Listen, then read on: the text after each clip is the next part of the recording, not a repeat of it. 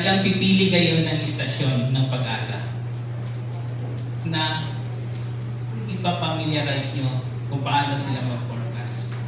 So for Calvin, nasa sa inyo kung gusto nyo hinatuan, may Butuan, may Surigao. Okay.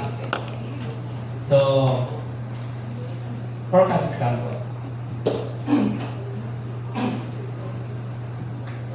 Localized thunderstorm affecting Mindanao. So, anong ibig sabihin ng localized? Maiintindihan po ba?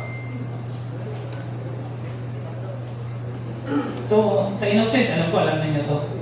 So, summary, kung ano yung system or weather na nakaka-apekto sa isang area. So, siya yung nagiging sanhi. So, pag sinabing localized thunderstorm, so ito yung thunderstorm.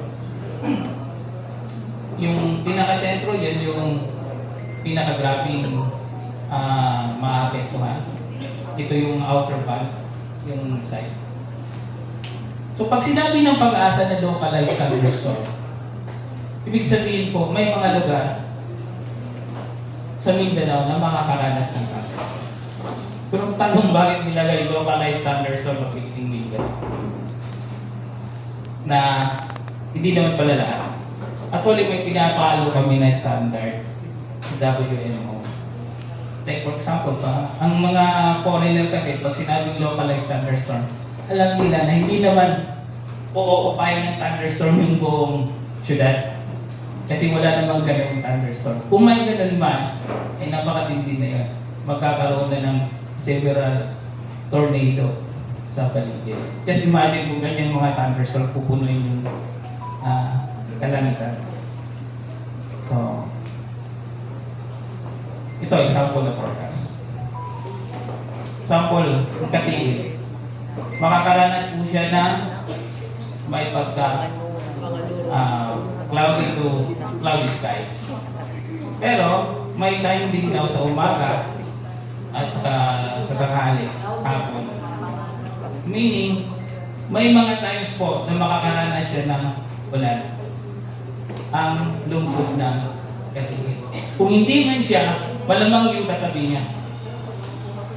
So pag nabasa niyo po yung forecast na yan, hindi ibig sabihin kung ang tagpi na nalagay dyan, hindi ibig sabihin na ang tagpi na makakaranas ng pagulan sa buong araw.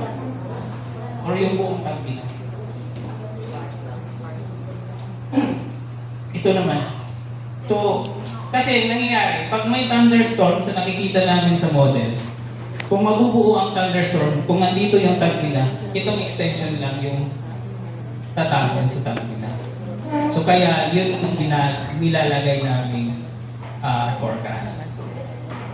Pag ganito, posibleng, meaning yung tanda, kung ito yung thunderstorm, ito yung area ng tanda, kung malapit siya sa sentro, so posibleng, ganun yung mararanasan niya.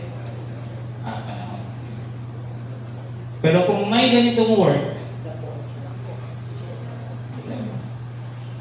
ako ang tsansa, makakaranas talaga yan ng thunderstorm.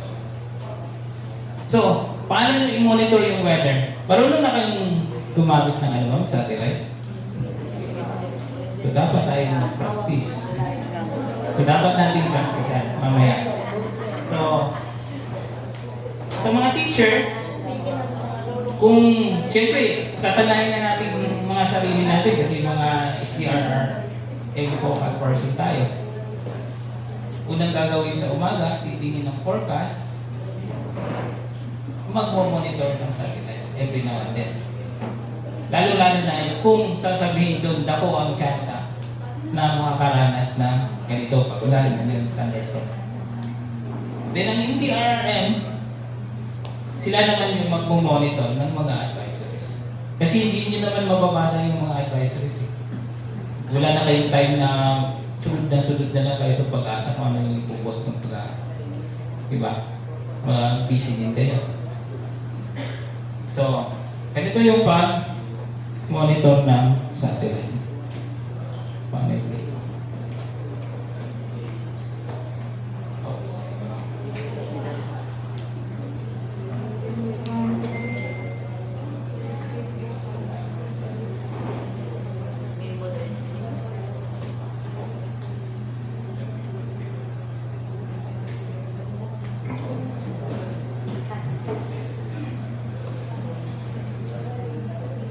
Yan.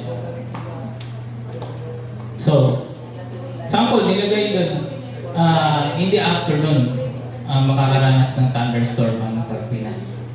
Kung ito yung Tagpina, yung Butuan, mga, ano pa?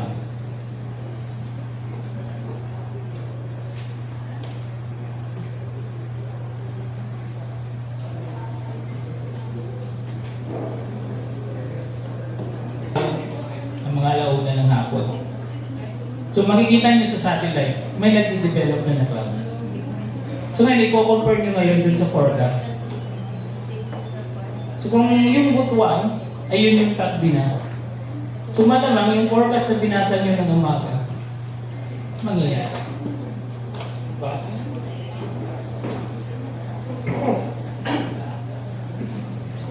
Okay.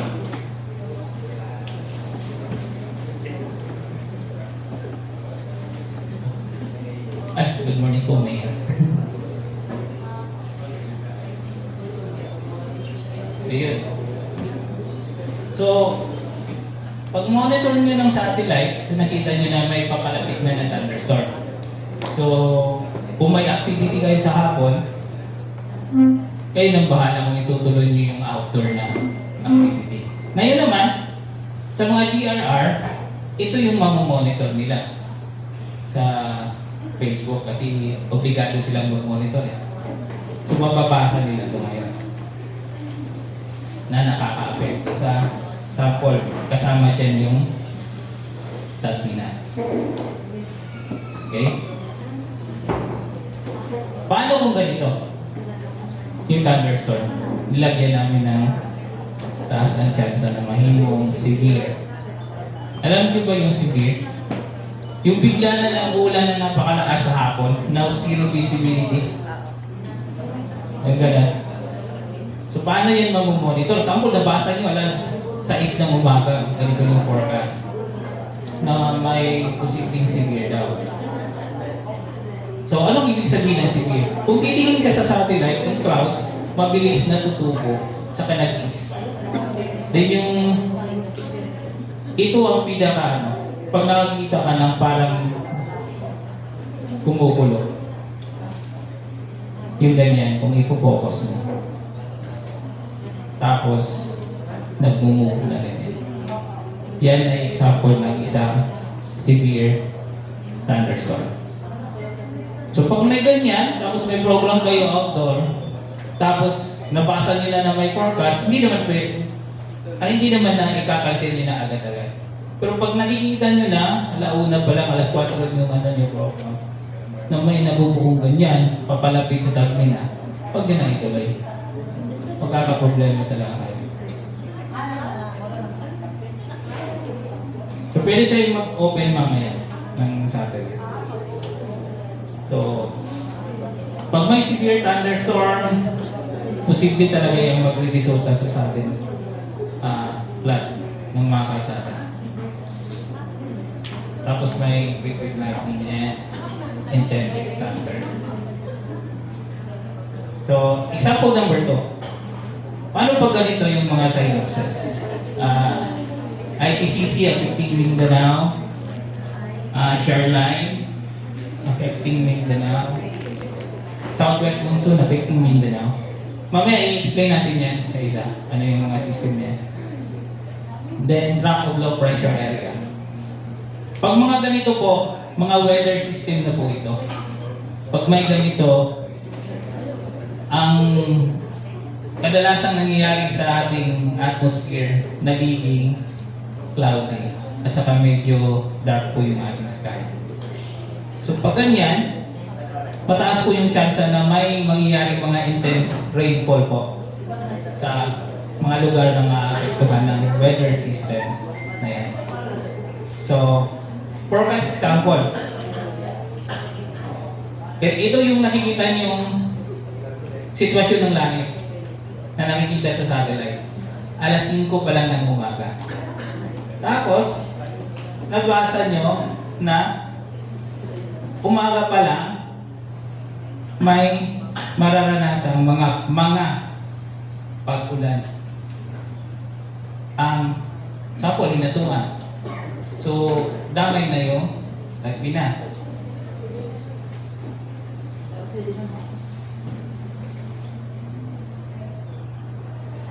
So, ito pa lang po, pag nakita nyo na yung paganyan ng mga ulap sa umaga, malamang 2 to 3 hours, uulanin na kayo na malakas. Ngayon ang tanong, Iwan, paano kung di matutuloy yung ganyang senaryo? Di ba? So, syempre, nagdadalawang isip din kayo. Kasi may tiwala ba kayo sa pag-asa? Yung ganun. Kaya nga po, sinabi ko, maging pamilyar kayo sa gusto nyong pag-asa station. Kasi doon yung madidevelop yung tiwala. Kasi dati, may mga kami, DRRM na ito yung gusto nyong istasyon para magkaroon kayo ng tiwala. So pag ganito po yung sitwasyon, may weather system. Hindi na po thunderstorm advisory yung nire-release ng pag-asa. Mga rainfall advisories at saka heavy rainfall warning na po.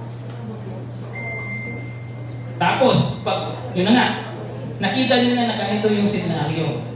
Ganito katindi yung ulap na papalapit sa Mindanao. I-compare nyo na po siya doon sa forecast na binigay ng pag-asa.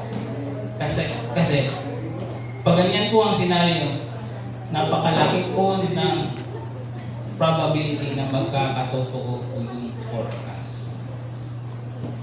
Lalong-lalo na po pag may nakalagay na ganyan sa localized